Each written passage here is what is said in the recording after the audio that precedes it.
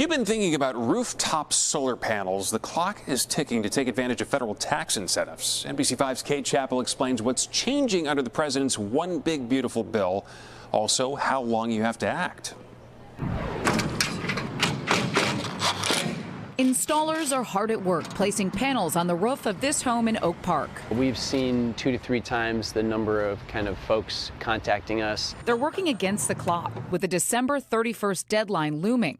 That's when a 30% federal tax credit for residential clean energy installations expires, eliminated under President Donald Trump's One Big Beautiful Bill Act. We're already hearing from some customers that have reached out to some installers that have already said they're not taking any more installs that are going to be guaranteed to be installed this year. Dorian Brewer owns Ailey Solar and says customers who purchase rooftop solar can see big savings on energy bills over time. The general number is around 80%, maybe even more over the lifetime of the solar system, which is 25 to 30 years. But he and others in the industry are concerned fewer people will turn to solar now that federal tax credits are expiring, since many rely on them with hefty upfront installation costs. That's going to cost around $25,000, and the tax credit would shave off 30% of that cost.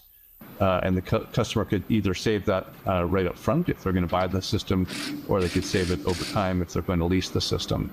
So costs are going to go up as that tax credit goes away. Demand for electricity across the country is growing, in part due to new artificial intelligence data centers and manufacturing facilities. And renewable sources are the cheapest and quickest way we can meet that growing demand. But there are also social benefits to going solar. We don't have to necessarily invest as much in grid upgrades if we have to deliver less power to a neighborhood because a number of households are generating their own power. Our electric utility may need to pay less for grid upgrades, which we all pay for through our utility bills. Even when federal incentives expire, there are still ways to save money or get reimbursed for the power you provide to the grid when switching to solar in Illinois. We'll put a link at NBCChicago.com/consumer.